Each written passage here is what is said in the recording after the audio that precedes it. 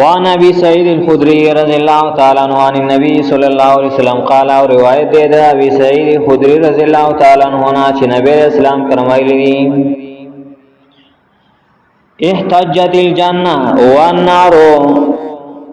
مناظره شروع کلا مناظره وکلا جنت اور بحث کو جنت اور جګړه کولا جنت اور ولمنس کې او په یو بلوانی دلائل قائم اول فقالت النار ویلے اور فی الجبارون والمتکبرون پما کی زورور خلق دی پما کی سرکش خلق دی پما کی کبرجن خلق دی پما کی لوی والا خلق دی وقالت الجنہ ویلے جنت فی ضعفاء الناس ومساکینهم پما کی کمزوری خلق دی او غریبانان او فقراء او مسکینان خلق دی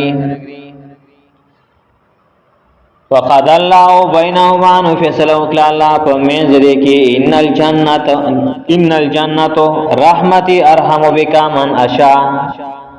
انك الجنت یقینا ته جنت رحمتي د رحمت زمانه ز رحم کوم بتا باندې صاحب ذریعہ او صاحب وجه باندې من اشاء او بچای چوالم رحمت نه مراد هغه رحمت نه چې الله صفات دي کنه دا دغه ځکه هغه په الله پوری دا دائم دی دا رحمت یعنی دا د الله د رحمت الله رحمت شعب دی باندې دا یو ذریعہ د رحمت جوړه کړی دا و انک النار تور عذاب زما یعذب بک من اشا ز عذاب ورکم صاحب ذریعہ باندې چاته چوالم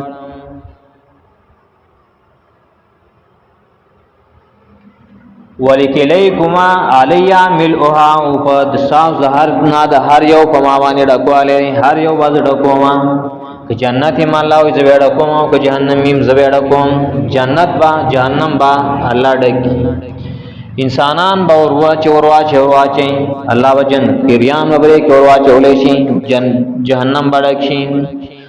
جهنم کې وبهم زي حل من مزید وای با جهنم عائشہ نور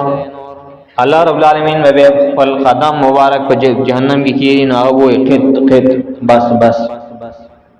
جہنم بڑک شي جنت بام ډکړې شي دا انسانان به وروا چولې شي کم چې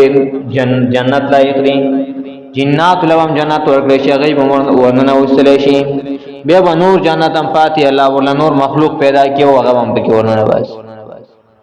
جنت هم الله ډکې او جهنم مبړه کې زمونږ عقیده دا چې جنت او جهنم دا مخکې الله پیدا کړی او سم موجود لري